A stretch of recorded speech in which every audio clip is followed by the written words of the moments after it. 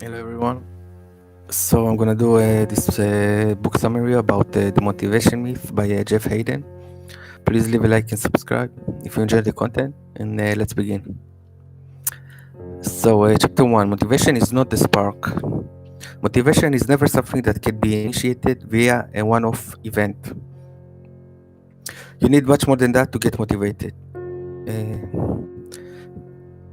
a fireworking or a great motivational speech while you up for a few hours, but you wake up the next day no different than the day before. So it talks about Tony Robbins working on a fire in order to motivate people, and he said that it's not enough for the long run. Okay, motivation is the result. Motivation is the pride you take in work you have already done, which fuels your willingness to do it even more. So it's like a loop. Okay, you do something, you take pride in it, and it gives you some momentum to keep doing the thing you're focusing on.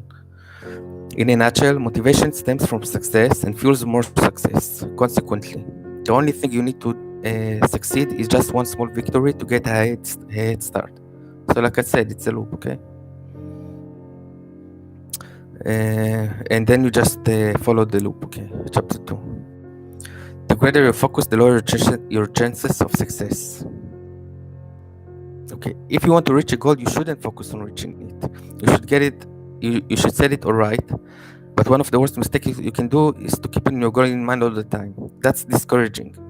And it has counter effects. It stimulates you to live much more in your dream more than in reality. And you need to do some work in your real life if you want to reach your goals while you're alive.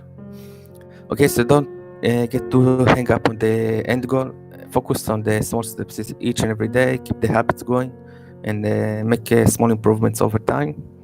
And eventually you will reach your goal, okay? So once you set your goal, forget about it. This unleashes the power of feedback, which works sweet as a mediator in the self-reinforcing loop of success, motivation, more success, more motivation, more success. Okay. So how does this works in practice? Let's explain. Say that you want to earn a few more friends. Set that goal and now forget about it. For it will work against you. Next, follow these simple 7 steps.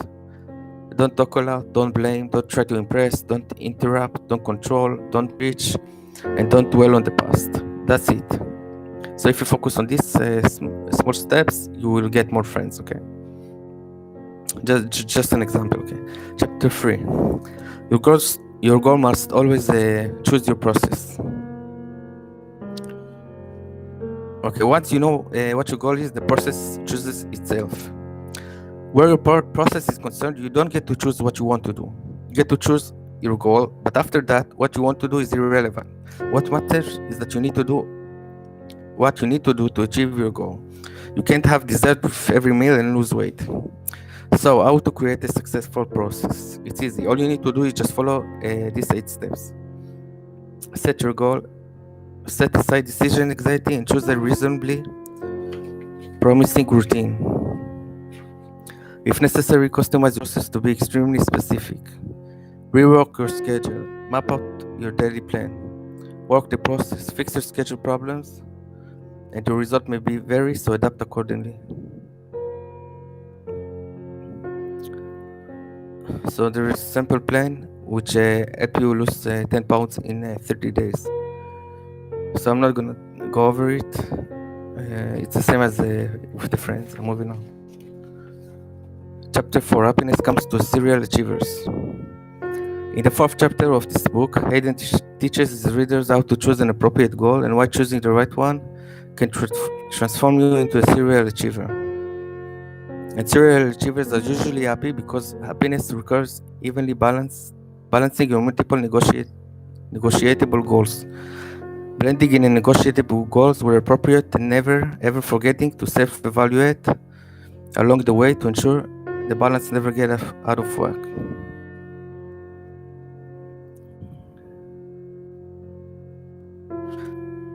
So yeah, I'm gonna sum it up.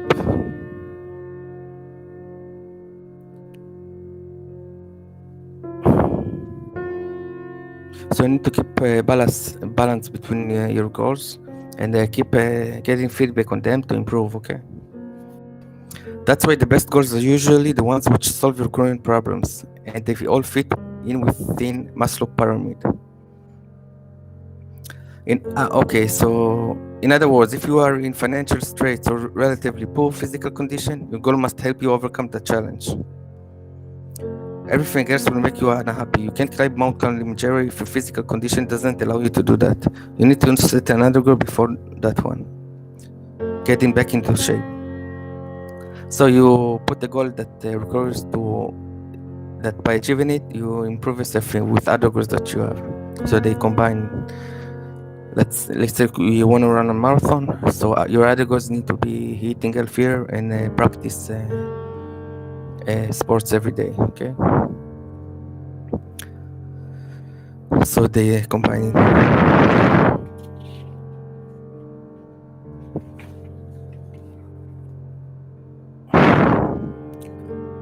Chapter 5. To gain incredible willpower, you need less willpower. So let's give example for the most productive day ever. Let everyone know you won't be available. Decide how long you will work. Totally commit to how long you decide to work. Delay and space out your rewards. Refuel before you think you need to refuel. Take productive breaks, not relaxation breaks. And there's another stuff, okay? Buy the book if you want to know all, okay?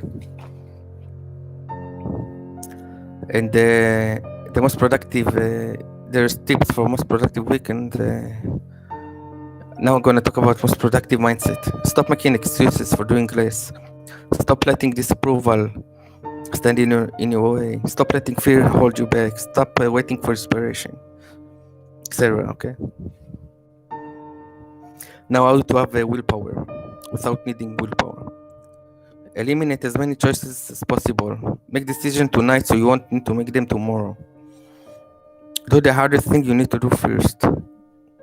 It's like Eat the Frog summary that I made. You can watch it. And refuel often. Remove temptation. Create reminders of your long-term goals. Okay? Moving on.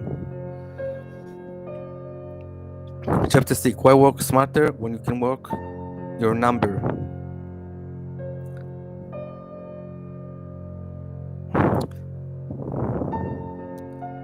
Haden is not even interested in giving you that option. We learn through trial and error, and you need to be aware whenever you start doing something that there's always the risk that you will fail. However, the more you will fail, the higher the chance that you will succeed. You can watch the talent code review that I made for more information on this. You miss 100% of the shots you don't make. That what one great stick said. So the point is to keep practice in order to improve. Okay. Chapter 7. You don't need a coach. You need a pro. You need someone who is experienced in an area and who knows what you're doing. Not someone whose only expertise is to brand motivation practice and work for nobody. Pick your pro or coach based on your goal, not based on the number of books he has sold or the number of people who said they're motivated by him. And once you do choose your pro, connect with him. Sooner or later, you'll start becoming him. Chapter 8. Do more by doing less. Doing more is the process which starts with eliminating everything that you don't need to do.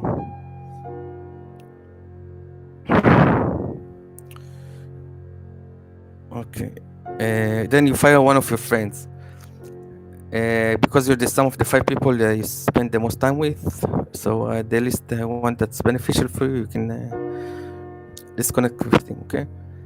Next, move on to cutting one expense and dropping one personal commitment.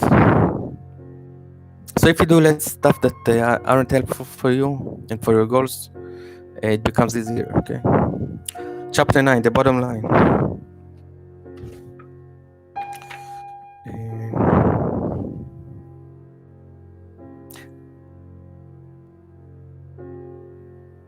The bottom line, it was the motivation myth. It's all about getting past the fluff and puff and fireworks and achieving the goals you want to achieve.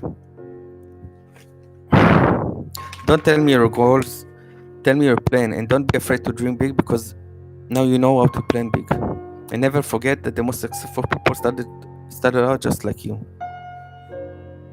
Motivation is much more than a one-off event. It's a result. It's even more a stream of results, and success is a process.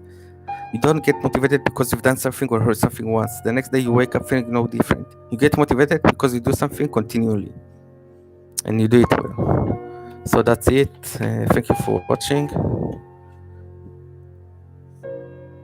You know what? I'm gonna move on a bit.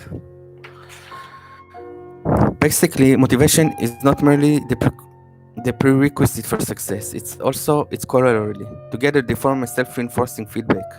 Like I talked about success, motivation, okay? And that's it, okay? Please leave a like and subscribe. See you soon.